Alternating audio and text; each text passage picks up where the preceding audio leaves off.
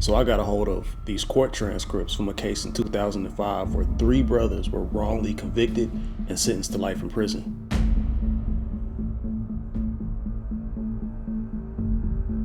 We hear about people getting locked up and being innocent behind bars, being locked up for several years, but then being found innocent 25, 30 years down the road. But we don't really hear how it happens. America's justice system is severely flawed.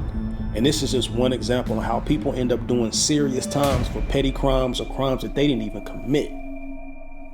It really blew my mind as I was reading through the transcripts to see how easy it is to get a conviction upheld on somebody, regardless on what eyewitnesses have to say and regardless on what evidence is present. Bottom line is, if you are black in America and you end up in a court of law, if they want you to go to prison, you going to prison.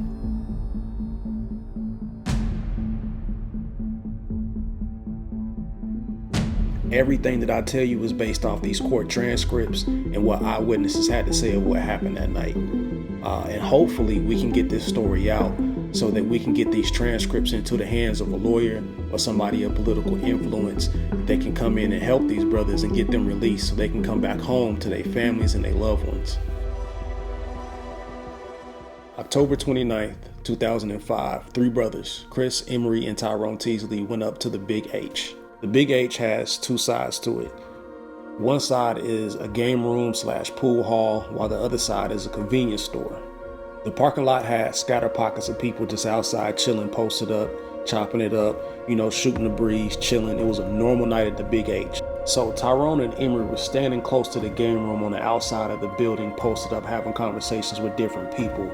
Meanwhile, Chris is in the store playing the lottery. And again, there's several people outside that's about to witness what's about to happen. As these next events unfold, everything happens in a matter of seconds. While Chris is in the store, James Ritten and Marquez Jones pull into the parking lot in the SUV. Marquez Jones jumps out the passenger seat and starts to walk directly toward Emory Teasley. Marquez is approaching Emory. James Ritten's getting out the SUV. Marquez is shouting about a previous incident. "Why you jump on my little cousin?" As Emory is attempting to respond, Marquez just hauls off and hits Emory in the face. Wham! As Emory is stumbling backwards from the punch he just took from Marquez, Chris hears a commotion and is coming out the store. At the same time, while Emory is stumbling, Tyrone, who's about 5 feet behind Emory, notices James by the SUV with a gun drawn. So Tyrone pulls his gun and fires 4 shots in the direction of James. Unfortunately, one of the shots that Tyrone fired hits James, and James later dies on the scene. Rest in peace to James Ritten. Once the shots was fired, you know how it goes, everybody scatters, right? Chris runs and jumps in the car. Tyrone, Emory jump in the car. The brothers, they report to the police station before any investigation even began. They wanted to tell their side of the story. What's crazy is, once Emory, Chris, and Tyrone went to the police station, they were never released. All three brothers sat in jail until their trial, which was almost a year later, only to go through the trial to receive a life sentence. Despite the fact that several witnesses identified Chris being in the store while this played out.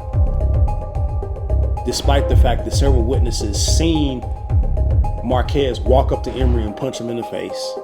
Despite the fact that Tyrone admitted to the shooting, as well as stated that his brothers didn't even know he had a gun, all three brothers received a life sentence.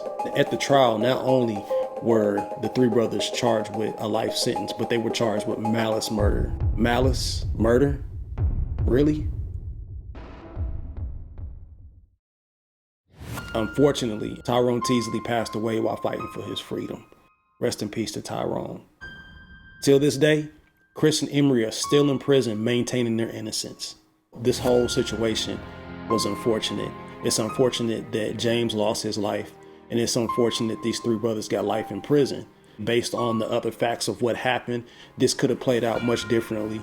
I want to see our community be better. And it's so many situations to where if we just communicated then we could walk away from situations better than when we came in.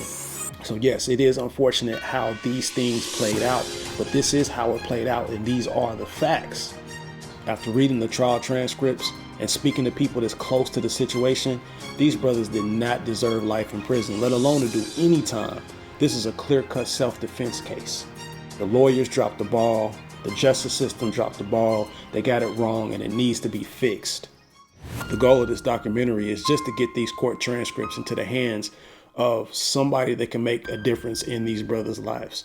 Somebody in the political arena, a lawyer, somebody that can come and help these brothers get out of prison so they can be reunited with their families. If you are that person that can help, please email us as soon as possible so we can get you these transcripts. Email us at jailtimeserved@gmail.com. I definitely appreciate the opportunity to be able to lay out this story.